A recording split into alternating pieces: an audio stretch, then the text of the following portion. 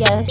Hey, buddies. Welcome to the Hey, buddy. Claptrap Hey. Zoom edition. Are you guys pretty excited about the show today? I'm actually kind of pretty excited. Pumped. But also trying to be cool and calm at the same time because that's how we roll, you know. But this guest that we have this evening, he really doesn't need an introduction, but I like to say that I like to brag that he's like one of our tribe because he's from the Bay Area, and I like to say, yeah, he's like one of us, but he's totally probably not. But he's like a pivotal figure in our, I think, in my comics career. I don't know about you guys, but so we have here Adrian Tomine here in the program. We all know him from the creator of comic Optic Nerve, which started out as a self-published mini comic, and it was published by Drawn and Quarterly. He's done, illustration work for, New Yorker and New York Times, won numerous awards, for his book Killing and Dying, and he's done, shortcomings, all this great stuff. He has his latest book, is just released last week. He's been going through this crazy, amazing Zoom book tour for the book, The Loneliness of the Long-Distance Cartoonist.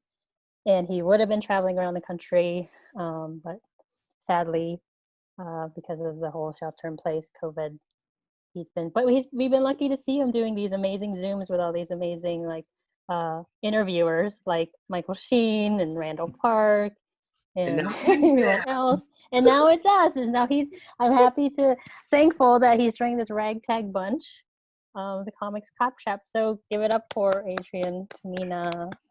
Hey. Lucky to have it. Oh. Hey, Adrian. Hello, everybody. I'm just as happy to be here with you guys as I was to be on Zoom with everybody else. Oh, that's so nice. I mean, I was watching all those Zooms, and I was like thinking, I don't know if we're going to get Adrian, because I have a feeling he might be so sick of Zoom meetings. Oh, yeah, that's not your fault, though. But yeah. Oh, thank you. It's been, it's a lot of, I mean, I've actually been kind of enjoying it. Like, I feel like some of the conversations have ended up being better than they would have been if we were on a stage in front of an audience.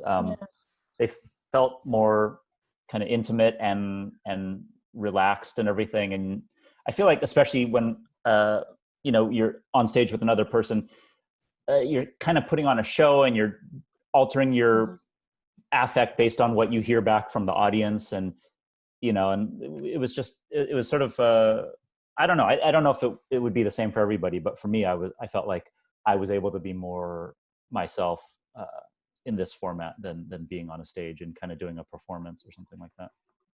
It must be nice to not have to actually travel too, right? I know that sometimes traveling is fun, but sometimes as written in your book, traveling can be a drag. I mean, I was dreading it at first when we were planning the tour earlier in the year, and I was just thinking about how much of the summer I was going to have to be away, or actually at the time we thought the book would be out in the spring, and so how much I'd have to be away and what that would mean for my wife with the kids and everything like that. And then I also had this fear that the actual tour for this book would end up eclipsing the material in the book in terms of awkward humiliations and tour snafus and all those things. And I had this feeling like, I'm going to want to stop the presses or do a second edition before the first one even gets out there or something like that. Like an addendum? Yeah, right. And that's maybe just like a mini comic that adds on to it or something like that. Maybe this can make the addendum. So maybe we can concoct a humiliation. Let's try to make this really awkward. I've had a few things that by now would have made the cut in the book if I was still working on it. If you cross off my name, I want you to cross it off so that people can still kind of see who it is. No, there's no real names under there. It's all just made up. I don't know. I thought I was able to read some of those. Oh, no. Oh, well. Well, I think it was fun for us as being in the actual comics community to kind of try to figure out who is that person that Adrian's talking about, especially the one in Comic-Con, or who is that person, just the whole comics crews. I didn't know that even existed. Yeah, I've already received a totally incorrect apology. Like I got an apology Oh, that's fun. from someone who apparently thought that they had, you know, transgressed in some way, and that they owed me, that they saw themselves in one of the characters in the book, and I was happy to let them off the hook and say, you know, I haven't been harboring some grudge about you or anything like that. Well, I hope you strung them along a little bit, like, oh yeah, you know. Well, I mean, Or like, it wasn't you, but there was that one time. Yeah, well, Now that you mentioned it. It made me wonder what the person was apologizing for. yeah, totally. Did you feel like when you were doing this that like you know, because you know, for us as a cartoonist, you know, we were there with you, you know, like whether we're not at your level or you know whatever, but every time you put out something and go to a Comic-Con, you have the same, you know, experiences and stuff like that. Did you feel like maybe that it was too specific to cartoonists ever? I was worried about that. Yeah, I mean, I really thought that there were a lot of times when I was sort of on the fence about details to include, or just even whole anecdotes to include. And I'd have this thought of like, yeah, you know, like the average person is not going to even understand this, but I don't want to, I kind of trapped myself in the style of working from the first page. And then later on, there were scenes where I wanted to do kind of like a Chester Brown thing, where like I would like turn to the reader and explain something, because sometimes it just felt too convoluted. And then I thought, no, that's so anyway, there was a lot of trickery to make it seem smooth and understated and readable. And I would sort of try to embed information in dialogue and everything, but it was tricky. But there were definitely points where I thought, you know, I can think of like 5 friends of mine who are going to know what this is about, and everybody else, it's going to be meaningless or something like that. But I was fine. I sort of had it in my mind that this was going to be like a weird niche kind of book, and it's separate from the rest of my career, that maybe would just appeal to like, you know, my 10 best cartooning friends or something like that. So that's how I approached it. And then just any kind of audience beyond that, I just felt like would feel like a bonus for me. So how did it feel like, you know, getting back into doing autobio as opposed to doing more fictional or fictionalized work, like getting back in that mindset and making certain decisions, like just like that? Was it hard for you, or? It should have been easy, because the idea of this book was to kind of give myself a little break, because the previous book from start to finish took almost 7 years, which is kind of insane because it's not that big of a book. But I was busy during that time. I had 2, you know, both my daughters were born during that time, and so. But after that experience, I felt like, yeah, I don't want to dive right into another 7-year project. And so the idea of this was to be something a little easier for me and quicker to produce. But I found that I'd gotten so, you know, after 7 years of working exclusively in that mode, like my mind, I was convinced like that's the way to make comics now. You come up with these fictional stories, and you sort of imbue these made up characters and stories with some of your life experiences. And that's the best way to express yourself, because there's a freedom with that veil of fiction. And so I've said this before, but like, even when the book was done and like being printed, or even beyond that, I'd wake up in the middle of the night or something, and I'd have an idea for another story that is exactly in the mode of the killing and dying stories. It would just be like another, you know, like a full color kind of somber, you know, serious, precisely drawn thing, which, you know, I did not want to do. So I had to sort of readjust my thinking and force myself to do this, which ended up being a little tricky, because I was so used to hiding behind characters and everything after all that time. I had another like autobio question, where I went back and looked at the previous few issues of Optic Nerve. Yeah. Where it seemed like you had kind of precursors to this book almost. You did a few autobio strips in those. Yeah. And they were all kind of on the theme of resisting change in the world, like being resistant to like taking part in social media or digital art, stuff like that. And Yeah. By the way, those are not collected in any book, so those are only in the comic books. Okay, but Hey, those nerds. first, I mean, those did seem like the same style. Like it seemed like, am I right in thinking that was kind of like got you on that path? They're similar. In fact, I even went back and looked at those at the time to think like, does any of this material belong in this book? Like, could I sort of reformat it to fit in the book? Because the drawing style is pretty similar. But I think you're right. Like there was some sort of, those were sort of like a series of like, wrestling with change, but especially about comics format and graphic novels versus pamphlets and all that kind of stuff. So it didn't feel quite right for this book. But I do think there is some consistency. Like this book, at some point, you do get into some pretty existential issues and self-analysis, and that's what I thought was really interesting about those strips is how you're expressing like how you feel about this thing, but you're pretty self-critical too. And I was just wondering about when you do strips like that, are you documenting your own self-criticism process, or is it the act of making the comics that kind of brings those thoughts out of you? It's a tough question. This was the least premeditated book of anything I've done. There wasn't a lot of advanced writing of the material before I started drawing it, and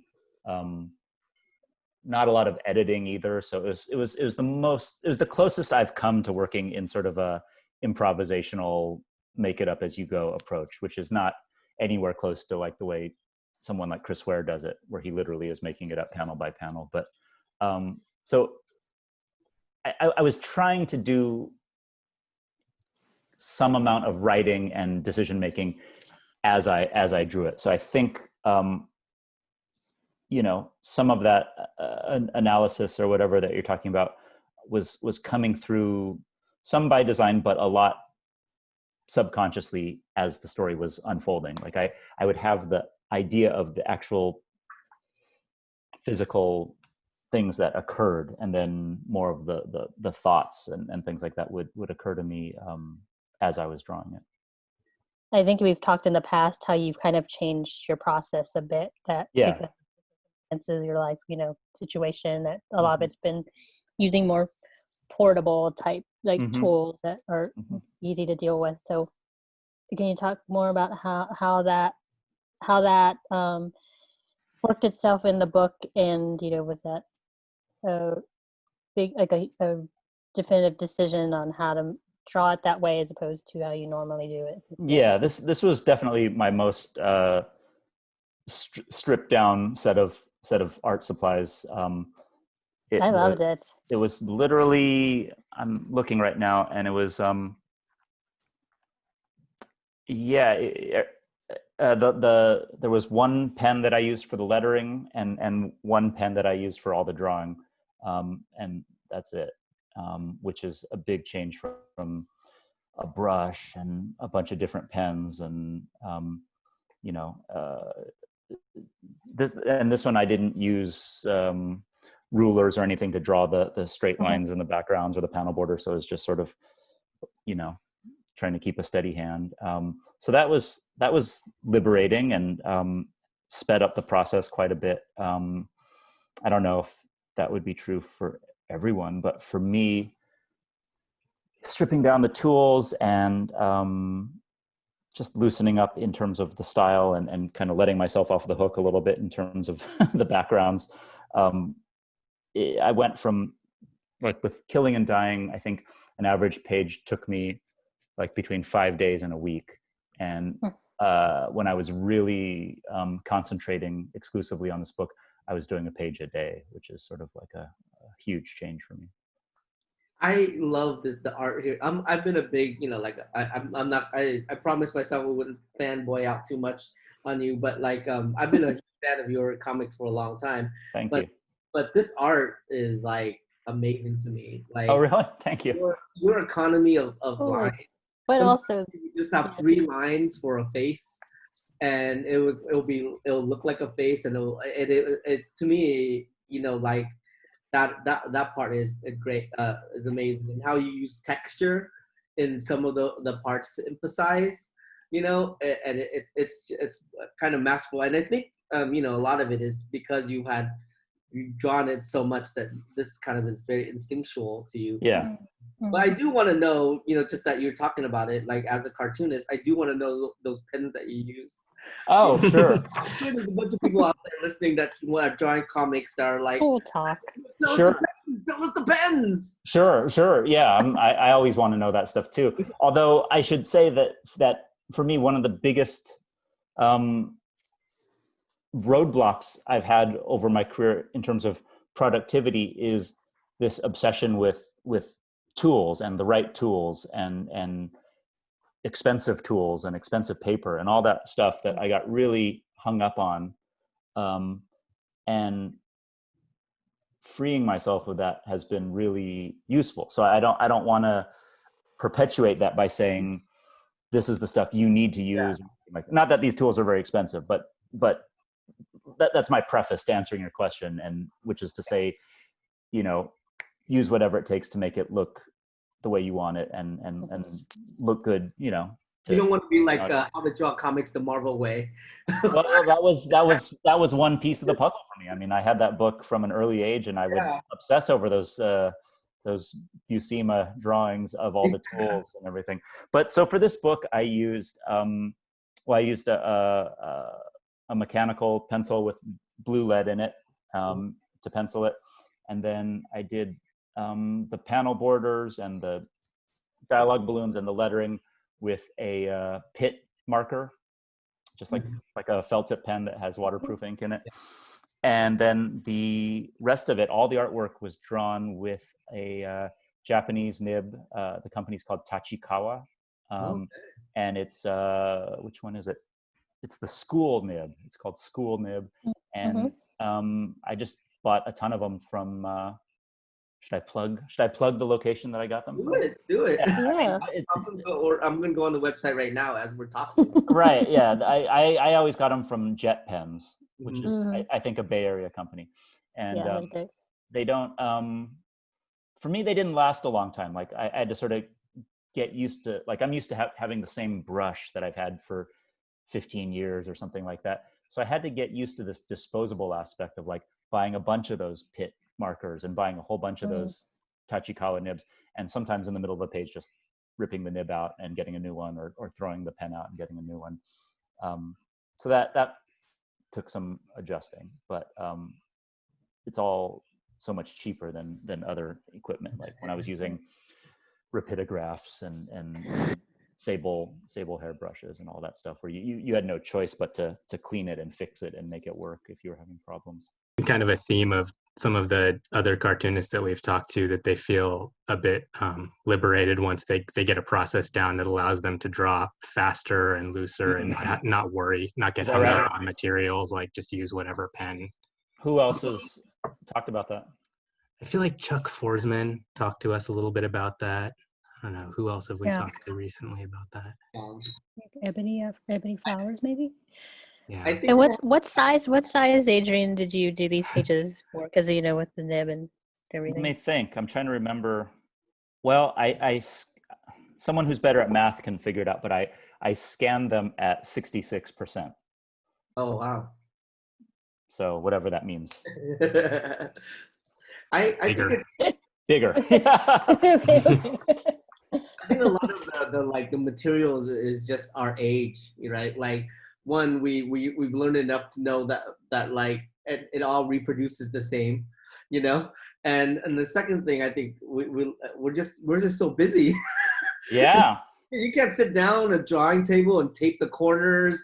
That's like crazy. So like I think when all of us have gotten older and we have kids and stuff like that, and responsibilities, you got to figure out how to do it like on the couch while you're watching, We Bears or whatever. Right. Yeah. Yeah. But do you do that? I mean, would you do that for future books? I mean, you did say it depends on how you want the page to look, but yeah. Well, Is that something you don't tape your pages anymore? I feel like you still tape No, I do. I do. Yeah, I was thinking, Tin, you're going too far with this. Yeah, I know. I was like not taping it down and working on the couch and Tin draws on an iPad. Yeah, let's not go too crazy. Well, I mean, I'm sort of in a bit of a bind because in addition to feeling like I want to liberate myself and be free and use cheaper materials and everything, I also feel like I'm now in this pattern where I want to make each book somehow different from the one prior. I've been trying to work on that for like the last few books. And so now I'm sort of in that same place that I was after finishing Killing and Dying, which is my mind is still in the zone of the new book. And I feel like I could sit down and do, 20 more little stories that would match it exactly. But I feel like I have to force myself to do something else. So I think it's going to be another shift of some kind. And I might be forced to break out the expensive tools again. We don't mind the 12. We don't mind the 12 or 20 stories you still have in you. I love that there, like I read Killing and Dying, love Killing and Dying, and then into this book where it's like a really neat progression of like, okay, well I read this great book and now I'm going to read a little bit about like maybe not the process of the specific book, but basically like kind of how this book came about, author and stuff. I think that would be like, I think it's a great rhythm, like to get this like fiction book and then to get a little bit of a nonfiction slant to it. And I think it's a really cool, like trade, Yeah, no, I sort of feel, I mean, I haven't decided exactly what I'm going to do for my next book, but I do have this I have this sort of nagging feeling in the back of my mind, like, now I got to remind people that I know how to do color or something like that, or that I can draw backgrounds in perspective if I need to. No one cares about that. I know. We know you could do it all. I was just, when I was getting ready for this, I was having a flashback to. Oh gosh. I feel like there was some time when we were talking before where, Tin, was it you that you had some memory of seeing me like win some prize or something like that? Oh man, I was just gonna tell that story. I love that story. All right. Well, you should tell it because I feel like now reading this book, it sort of puts it all in context for you. The idea of as I'm winning some whatever it was, We should all try to come up with like an awkward Adrian Tomine story while Tin is telling this story. Let me think. I have two Adrian Tomine stories now. No. This story happened at the Piedmont Theater, and we were at a movie, and it was like, so at the Piedmont, they would give out these prizes when it's the premiere day. It was like a poster or whatever.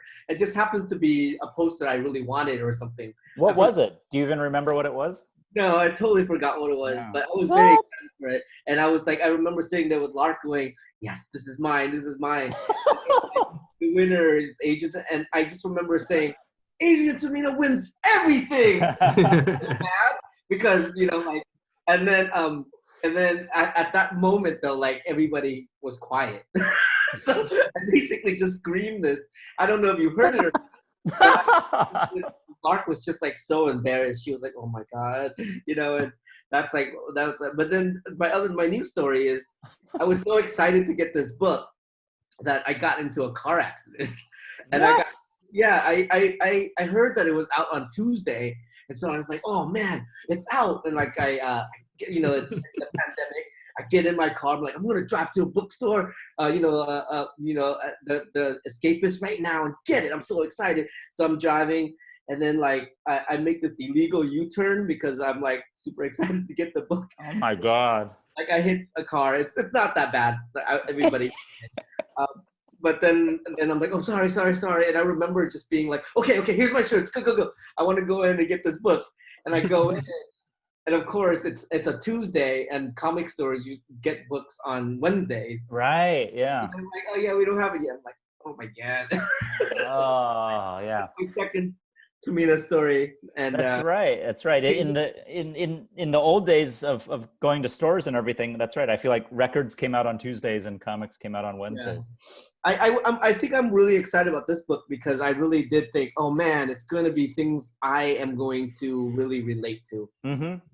Because and like again, I don't know how many other people will relate to it. And I think I don't know. I honestly think a lot of people will because it's, the same experiences can be applied to so many different industries. Right. You know what I mean? The same of like whatever, and it was true. It was like I felt you when you sat there and nobody came to a signing. Really feel that. And I think when you were doing all the interviews with all the other people, I was like, oh yeah, those people are big names, but when he interviews with us, I think we will really feel more than Randall Park. Well, maybe not, but you know what I mean? We feel the hurt. That experience. Well, yeah, talking to some of those people, it was interesting what they thought were their analogous situations. Like, oh yeah. Well, one time I accidentally sent too nice of a gift to David Lynch or something like that. I was like, that's not quite the same as when I found out I was lactose intolerant. Oh no, yeah. Oh gosh. But anyway, Tin, I just wanted you to think back on that Piedmont theater scene and also think of it in the context of this book, because there's a lot of things in this book that seem like I'm going through an experience that should be a great moment of pride or satisfaction or triumph, and it's often not the case. Yeah, I that's the best. That's a really good point. Yeah.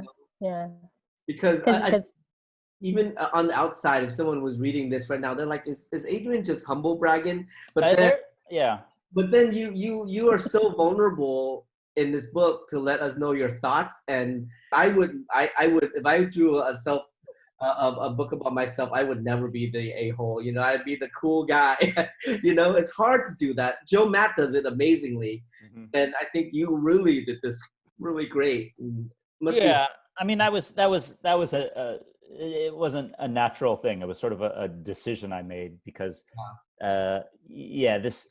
every anecdote in this book could have, with just like one panel, could have added with like a little smart-ass remark from me that where I end with the last word or something like that, and I was trying to make a book that I wish my cartoonist friends would make their version of, and so when I was thinking about that, I was like, I don't want to see anecdote after anecdote where the protagonist, like in a sitcom, gets the little zinger at the end at the other person's expense or something like that. So it was important to me that while there are some like grudges and a little bit of revenge in there, that a lot of it is directed, the butt of the joke is most often me, I think.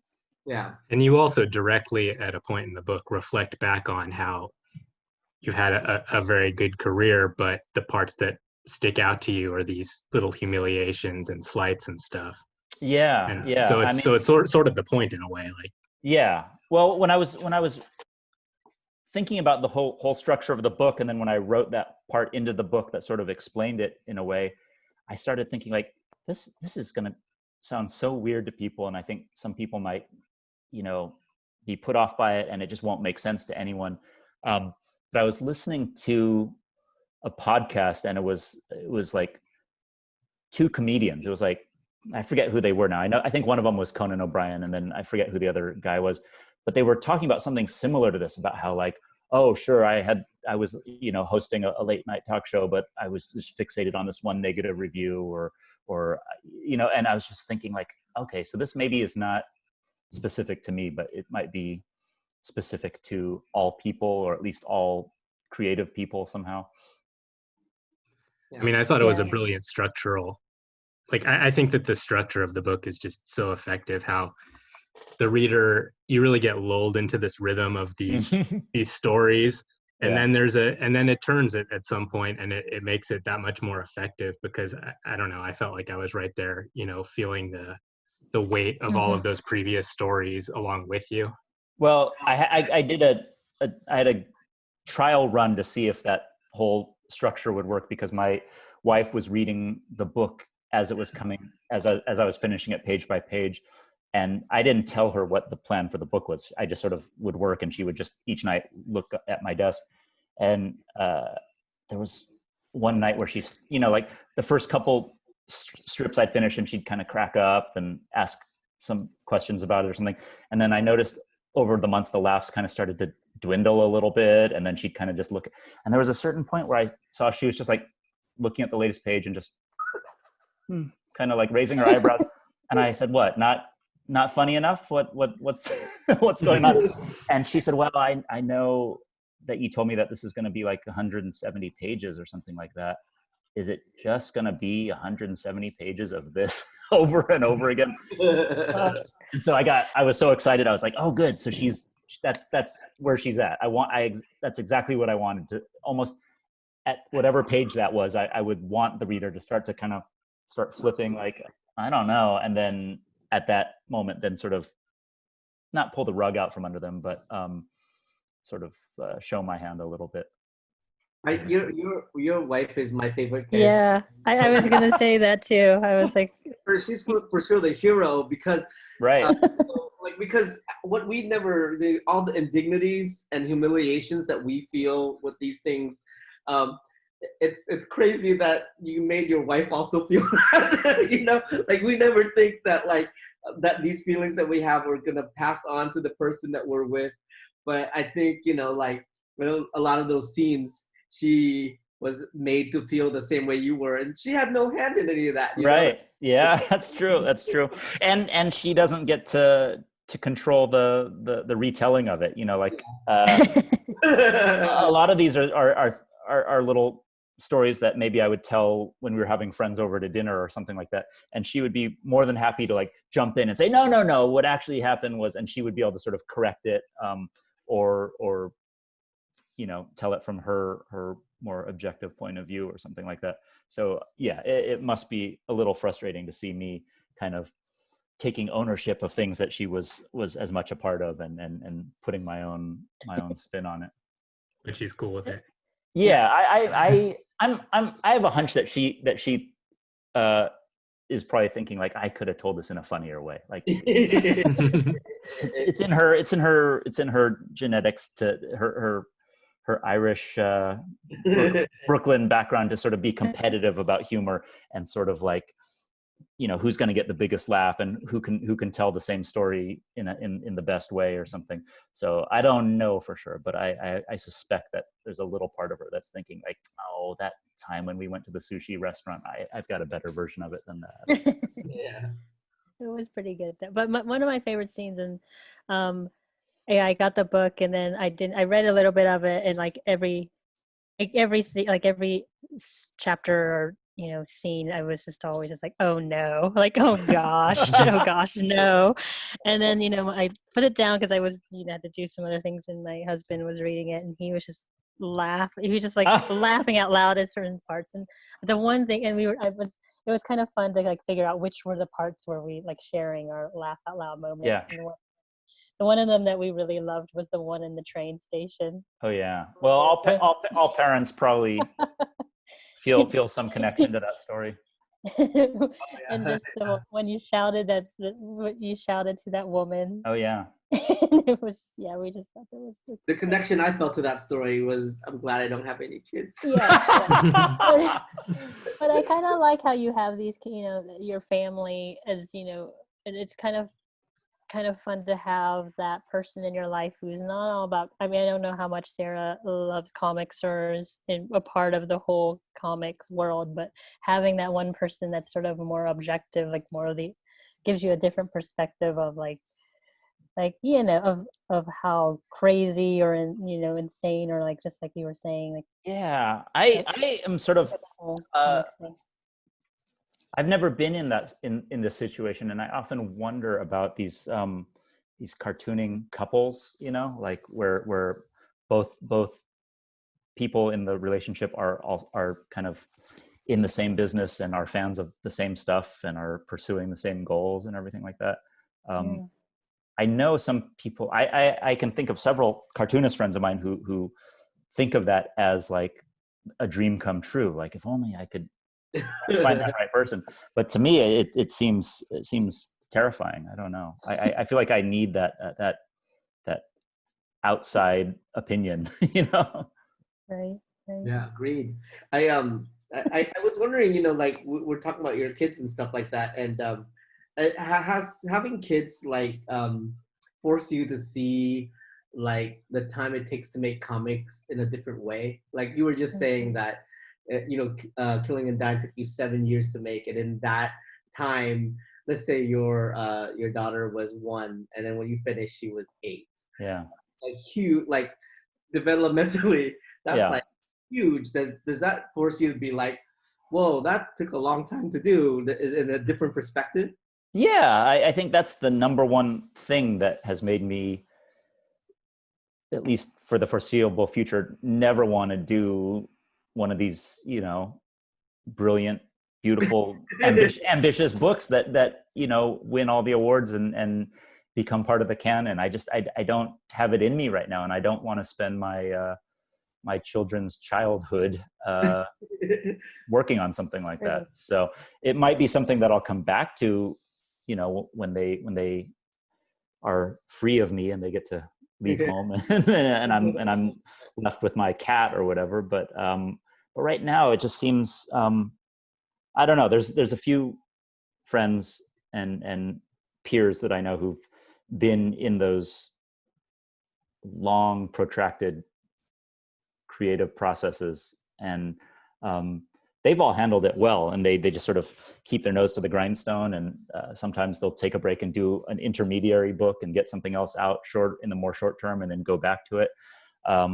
But I don't know, it kind of sends a shiver down my spine thinking about something like that.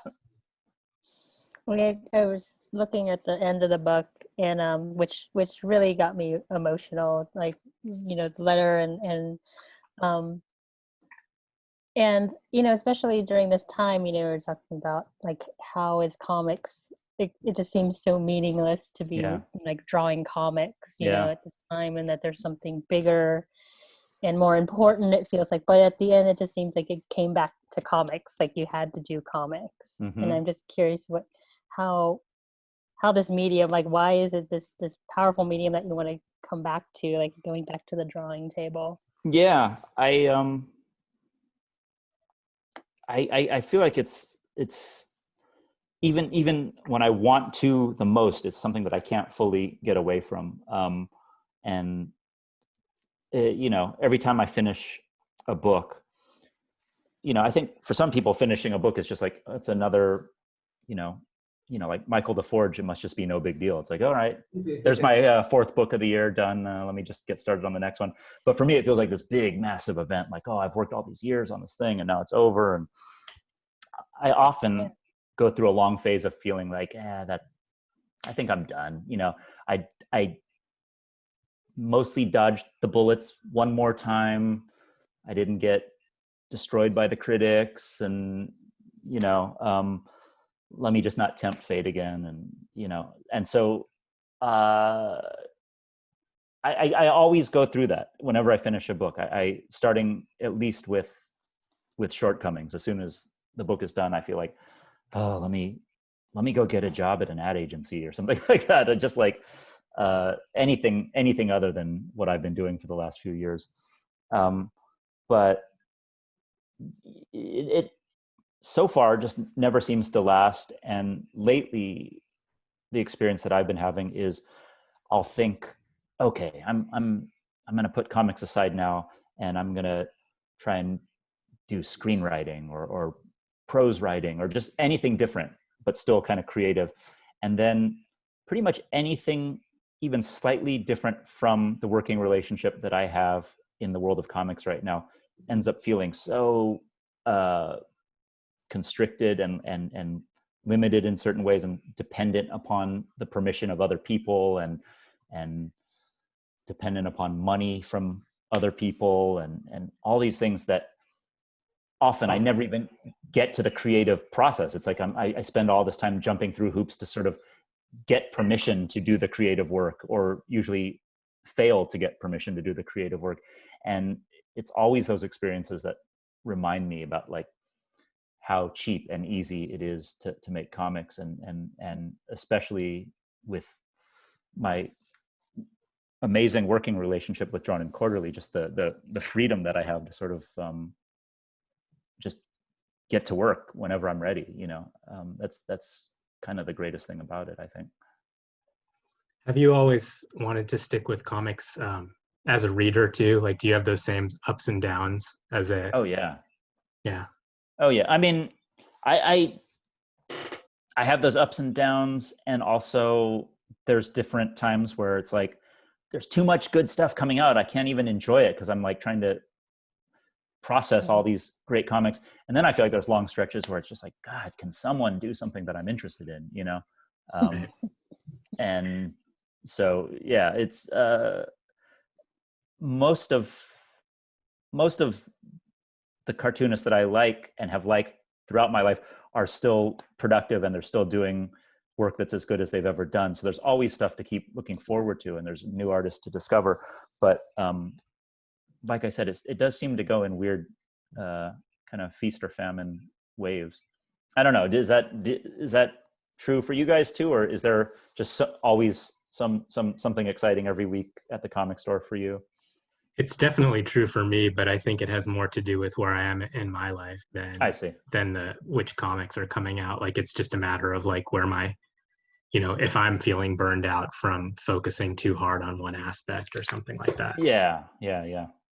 I think this quarantine has really made me fall in love with comics and making comics again. Oh, that's cool. That's great. To read and so much time to draw. Yeah. And I'm just like back in love with the medium and just trying to do as much as I can and trying to read as much as I can. Yeah. And it just so happens that a lot of really great books and stuff like that are coming out now. And has recently that like made me be able to go back and really get inspired and stuff like that. And I mean, one of the things with being in the comic industry and so well illustrated in here is after a while, a lot of that humiliation and dignities and like jealousy and backstabbing and all that kind of stuff, it like makes it takes this art that you fell in love with to begin with, and and I think being in quarantine has really like kind of cleared that out for me for a little bit, and so like I was wondering how you felt, like like you said, it like after a while, sometimes you're just like, I don't want to do this anymore. I want to get to an ad agency or whatever. But like, how are you feeling now about the industry as a whole, like or like just comics, like altogether? Like how are you feeling about where we are? Because it's so different from when and how it's changed. Started, Optic Nerve and mini comics and getting that deal from John Corley. It's a completely different world now. Yeah. Well, first of all, just to clarify, now that when you said it back to me, I realized that I don't think I ever had a particular fantasy about working in an ad agency. Like, that's more ambitious than any of the other fantasy jobs I had. Like, I always talk about how when I was a kid, I had this fantasy of working in a newsstand kiosk, like. Yes, that's the dream. Yeah. That's the dream. Yeah. You sell newspapers. You sit there by yourself. Have some snacks. Sit there and read the newspaper by yourself. Occasionally, take some money from someone or something. But in terms of the industry changing, I know what you mean. I feel like I have enough of a little network of my publisher and my friends, and it sort of is like a little bit of a bubble where we've sort of maintained some continuity over all the years. But yeah, I would say that like I've my career was perfectly timed in terms of to basically parallel like the most drastic changes that the industry has experienced in its history, like to start trying to work in the early to mid 90s, just to jump on at that moment when there was like, maybe something will change. And there was a lot of longing and optimism and wishing if only things could be a certain way.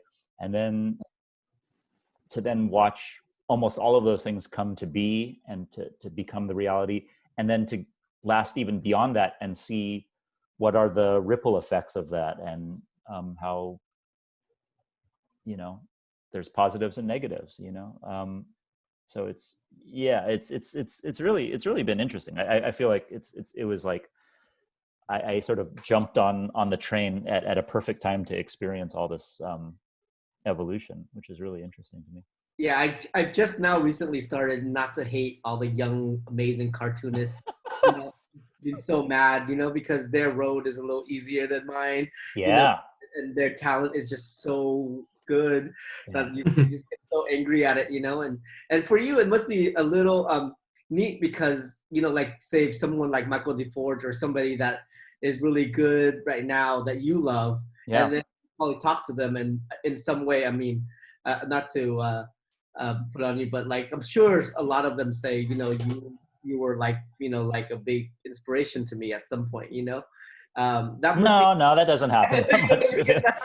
No.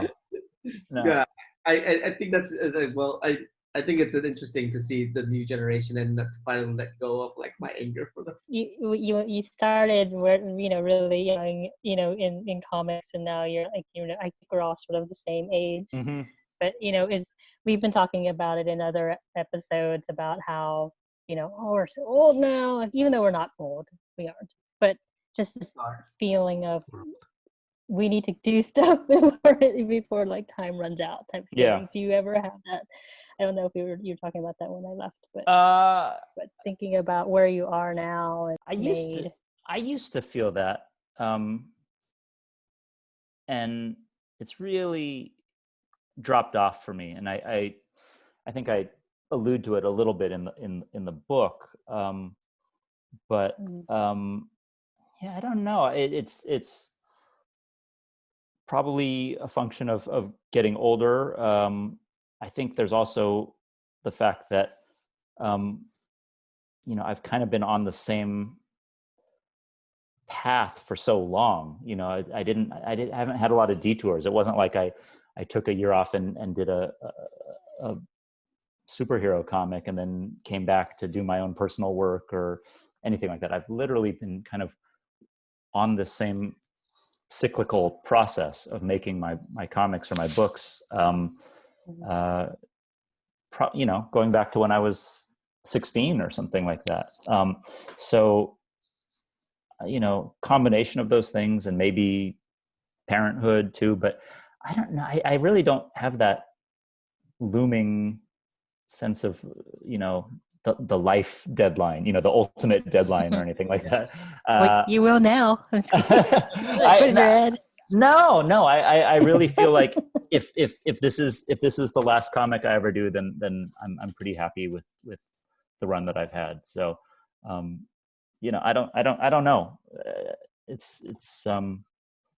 I'm totally impressed with my cartoonist friends who are older than me, who've been at it even longer than me, and still have that fire within them of like, I got to do this graphic novel, and then I got to jump into the next one. And then, you know, like I know people who actually have the next handful of books totally planned out, and they have to just execute them, you know, over the next number of decades or whatever. But yeah, I don't know. Something definitely changed in me, and I don't feel that strongly about making comics anymore. Like I seem to enjoy continuing to do it, and I can't get away from it, but I don't know. The emotional component has really changed for me over the years. It seems like it might be healthier now. Like, well, would you think that? It's more well-rounded. It's more integrated into a life instead of dominating a life. There was a long period, especially when I was living in Berkeley, where I'd go many days without seeing another human, and I would just be in that little apartment working. And you know,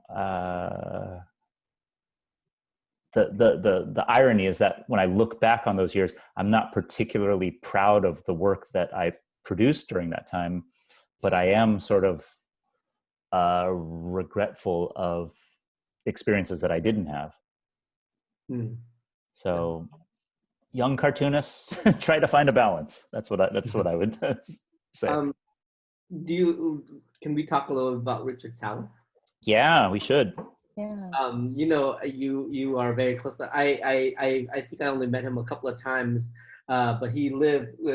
I live in Oakland on by Piedmont Avenue, so I'm right here by him, and his death, like, even I didn't think it would hit me so hard, but it really hit me really hard. Yeah, because he was a cartoonist, and it really messed me up for a little bit, but I don't know him very well, so I just wanted to see how that his friendship affected you, and then how his death affected you. Yeah, well, I'm actually very worried about the fact that it hasn't fully hit me still, that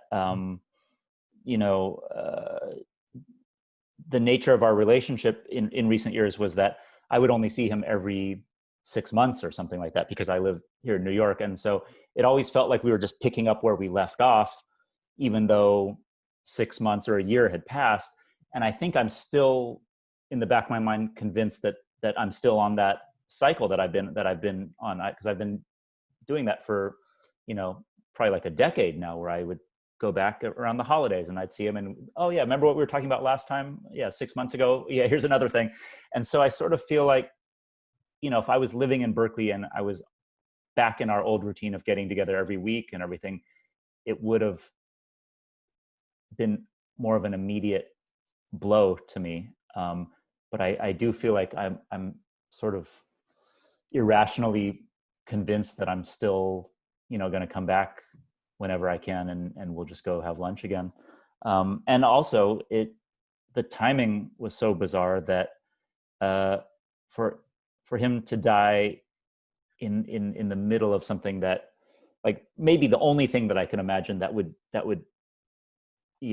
dominate my thoughts more than his death, like to have a global pandemic happening and everything. And so I feel like I don't know that I've even fully processed and accepted the reality of it. And I don't know. I'm worried about that. I have this kind of dread that, whenever normal life starts to resume and I come back to Berkeley for the first time since then, and that it will really sink in a way that it probably should have a long time ago.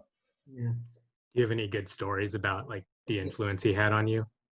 Well, I mean, I've said in the past that I feel like that my friendship with Dan and Richard was really like my version of art school, because I as much as I wanted to, I did not go to art school, and I just never really had that special teacher who took me aside and introduced me to art things or anything like that. A lot of people tell that story. You hear artists talking about, like, the one public school teacher who took them to the museum or something like that, or I just never had that, and I never had any real formal instruction, and I had a lot of massive gaps in my cultural education in terms of the history of comics, the history of art, music, film, all these things that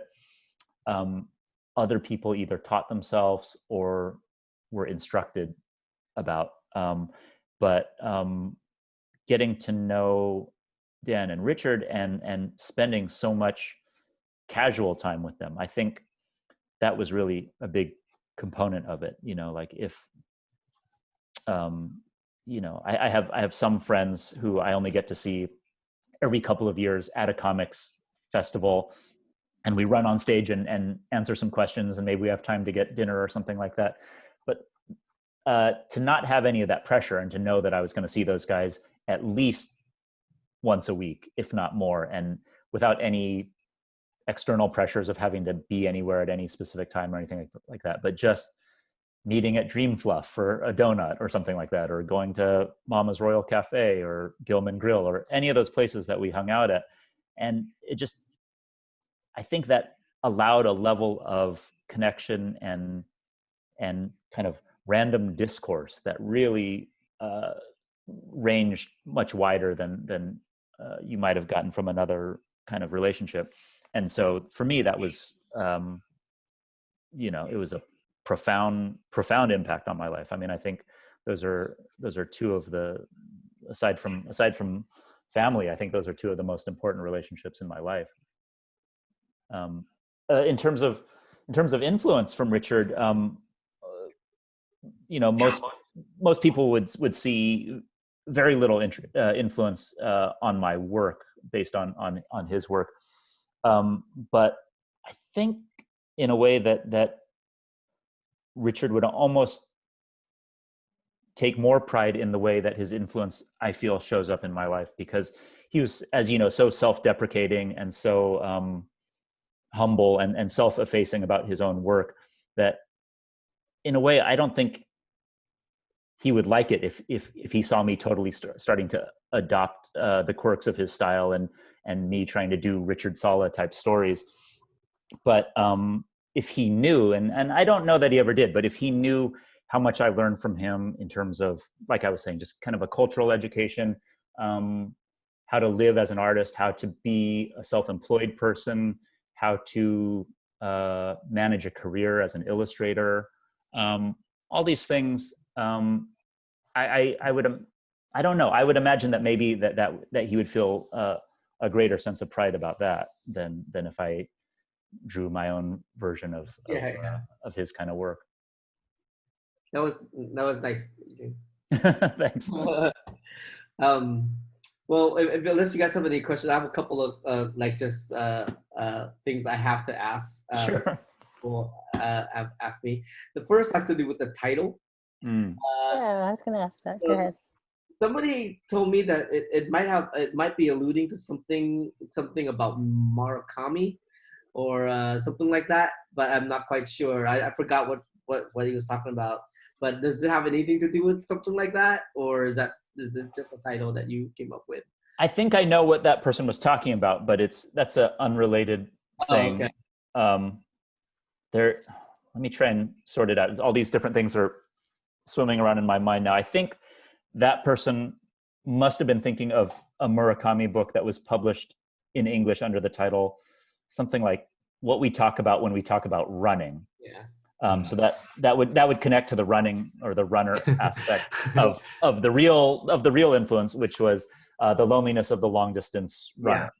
Yeah. But the Murakami thing itself, it was also a little bit of a play on a Raymond Carver book called What We Talk About When We Talk About Love. So I could see the confusion, but I have found myself in some sort of weird tradition now where I guess when I do an autobiographical book, I do kind of a dumb riff on the title of a more famous, more well-respected work of art. So my little kind of mini comic about my wedding was based on a Bergman, I guess it was basically a TV show originally, but a Bergman film called Scenes from a Marriage. And this one is based on the title, The Loneliness of the Long Distance Runner, which was a short story by Alan Silito and was also a film that that I knew of before I knew of the story. Okay, cool. I'm glad we got to the bottom of that. Long-winded response. Sorry. No, that's perfect. That's what I asked. That's what I definitely needed to hear. And I guess the last thing that I have is the design of the book. So I know that we all have questions about the design of this book. Oh yeah. Well, I can't say it enough, but most of the credit for that has to be given to my friend Tracy Huron at Drawn and Quarterly, who just has this amazing ability for hearing me describe or looking at a sketch that I send of some crazy production idea I have. So like with Killing and Dying, I had the idea of like, can we print a dust jacket on transparent plastic, and can we print opaque white letters on top of that, and can we have it line up perfectly with the drawing underneath? And you know, she went to great lengths to make that happen, and it came out perfectly. And then with this one, it started with a really rough sketch of like a moleskin sketchbook with, you know, I just wanted to make sure that it has this elastic band and that it has this place mark ribbon and that the corners are rounded, and that this is the most subtle detail, but it ended up being the most complicated thing, is that if you look on most hardcover books, just to the right of the spine on the front cover, there's this big indentation where it folds. And I've seen people kind of do fake moleskins and they have that crease in it. And to me, that always kills the illusion. It doesn't look like a moleskin if it has that crease. So I said, and if we're going to do this, let's do it right. Let's figure out how to do a hardcover book that doesn't have that crease thing. And then, you know, it would have been enough of a challenge under normal circumstances, but we sent the files to our printer that we've used in China just in time for the first hints of the outbreak happening there. And so things got put on hold, and then it wasn't long before the whole printing plant actually was completely shut down, and we had to move the book out of China because it just was not going to get made.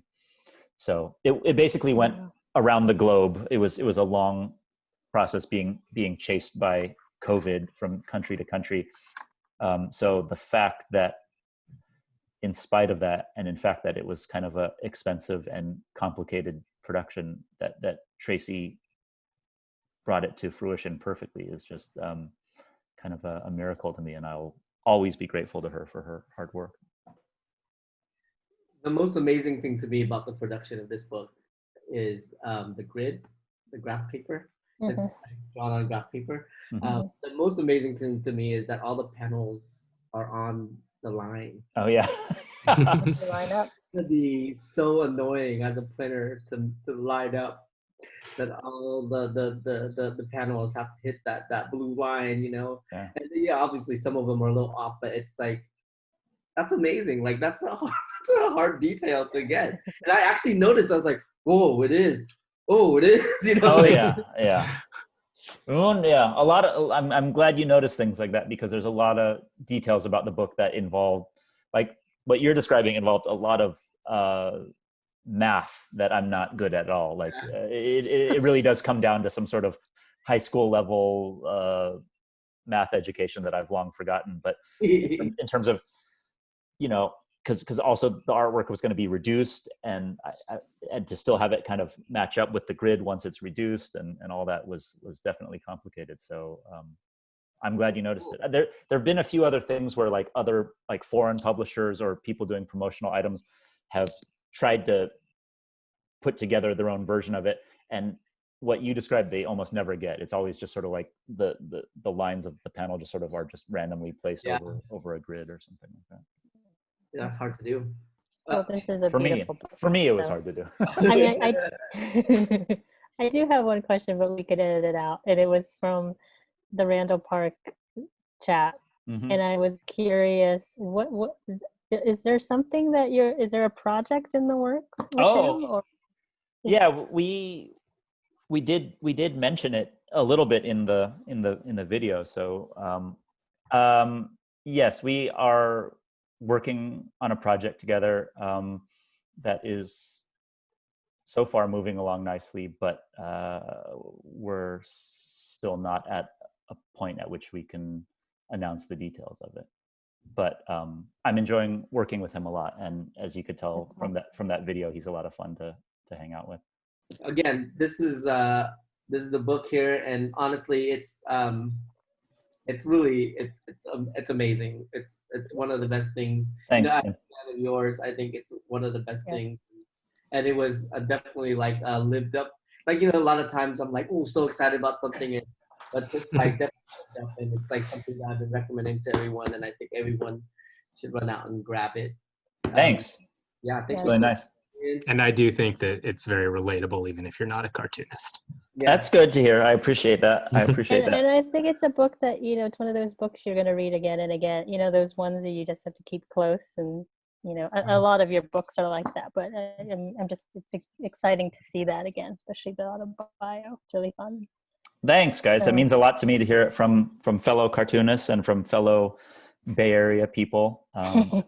It means a lot to me. I didn't, like I said, I didn't know who would read this book. I didn't know where it would go, but it was always my hope that other cartoonists would get something out of it. So I appreciate that a lot. Awesome. Thank you again for being on the show, and good luck with the rest of your tour. Yeah. Tour. Yeah. I'm mostly done. So it was pretty painless. But thank you for having me. I appreciate it. And I look forward to seeing you guys in real life sometime. Yeah. See you soon. Awesome. All right. Thank you, Adrian. All right. Bye-bye. Bye. Bye, Adrian. Bye-bye.